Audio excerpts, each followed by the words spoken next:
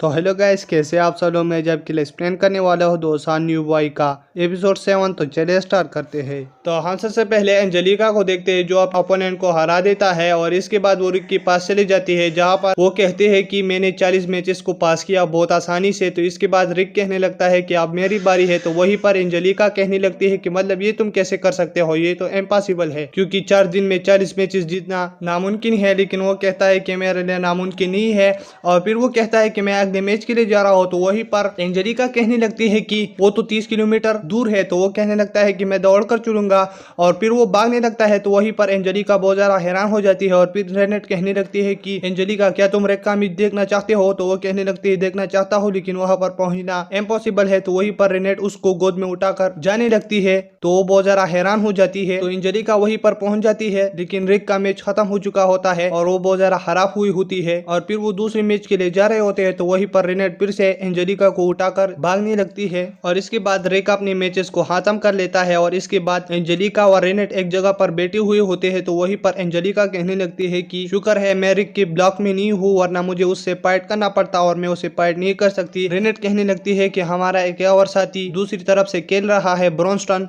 तो वो कहने लगता है कि वो भी तेज है। तो वो कहने लगती है कि वो एक एस रैंक का एडवेंचरर है। तो इसके बाद वो बहुत ज्यादा हैरान हो जाती है और फिर हम रिक को देखते हैं जहां पर वो जॉगिंग करके एक जगह पर जा रहा होता है लेकिन वहीं पर स्नेप आ जाता है और उसे कहता है कि रिक तुम कैसे हो। तो इसके बाद वो कहने लगता है कि तुम मुझको कैसे जानते हो। तो वो कहने लगता है कि मैं तुमको बहुत अच्छी तरीके से जानता हूँ क्योंकि तुमने बहुत जल्द 40 मैचेस जीत लिया जिसकी वजह से तुम बहुत ज्यादा मशहूर हो। तो इसके बाद रिक कहने लगता है कि मतलब तुम फाइट से कब रिटायर हुए। तो इसके बाद स्नेप कहने लगता है कि तुमको कैसे पता चला कि मैं एक फाइटर हूँ। तो वो कहने लगता है कि तुम्हारे हाथ इतने ज्यादा स्ट्रॉन्ग है कि मुझे पता लगा कि मतलब तुम एक फाइटर होगे। तो इसके बाद वो कहने लगता है कि मैंने बहुत जल्द ही फाइटिंग को छोड़ दिया है। तो इसके बाद वहीं पर स्नेप का बॉडीगार्ड कहने लगता है कि हमको यहाँ पर एंजेलिका नहीं मिली। तो रिक कहने लगता है कि तुम एंजेलिका को जानते हो।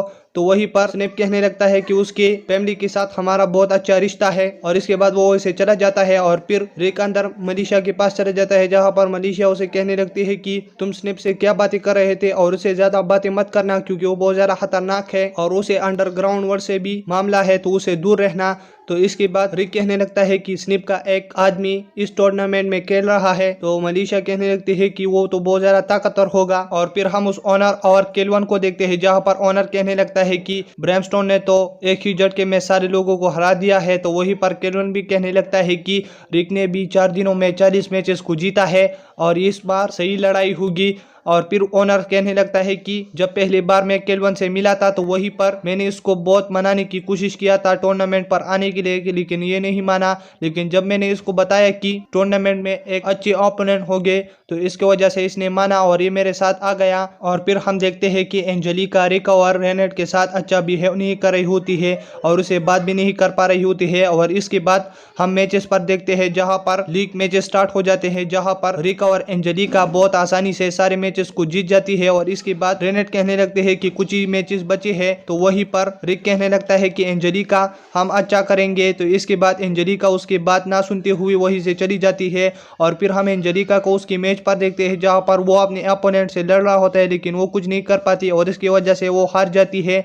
और फिर रिक उसके पास आ जाता है और उसे कहने लगता है कि एंजेलिका क्या तुम ठीक हो। तो एंजेलिका उसका कोई जवाब नहीं दे रही होती है और वहीं से चली जाती है और फिर रिक उसकी पीछे पीछे चले जा रहा होता है क्योंकि वो कहता है कि मतलब ये तुम मुझको बताओ कि तुम्हारे साथ क्या हुआ है। तो इसके बाद एंजेलिका कहने लगती है कि तुम जो कल उस आदमी के साथ मिले थे स्नेप के साथ। तो फिर उसको फ्लैशबैक की कहानी सुनाने लगती है कि हमारा फादर मर गया तो सारा बिजनेस हमको संभालने के लिए मिला लेकिन हम अपने बिजनेस को नहीं संभाल सकते क्योंकि हम नोबिस थे। लेकिन फिर स्नेप आ गया और उसने मेरे ग्रैंडफादर से ये डील किया कि मैं एंजेलिका से शादी करूं तो मैं आपके बिजनेस को संभालूंगा। तो इसके बाद रिक कहने लगता है कि तुम उस आदमी से शादी करने वाला हो और वो तो तुम्हारी शादी के लायक ही नहीं है। तो इसके बाद एंजेलिका कहने लगती है कि मैं यहीं पर आया हूँ और उसके आदमी को मैं हरा दूंगा इस टूर्नामेंट में और फिर मैं उससे कहूंगा कि तुम मुझसे अपना शादी तोड़ो। तो इसलिए मैं यहीं पर आया हूँ। और फिर हम देखते हैं कि वहीं पर 2 क्रिएचर्स की लड़ाई हो रही होती है और वहीं पर एक क्रिएचर दूसरी क्रिएचर को हरा देता है तो वो इसके सामने एंजेलिका आ जाती है। तो फिर वो जैसे ही एंजेलिका पर हमला कर रहा होता है वहीं पर रिक उसकी पंच को रोक देता है और कहता है कि शांत हो जाओ, और वहीं पर स्नेप आ जाता है और वो गीत से कहने लगता है कि यहीं से चले जाओ, टूर्नामेंट तक सब्र करो। और फिर वो रिक से कहने लगता है कि ये गीत मेरा छोटा भाई है और ये इस साल इस टूर्नामेंट में पार्टिसिपेट करेगा, और एंजेलिका क्या तुम ठीक हो? और फिर वो वहीं से चला जाता है।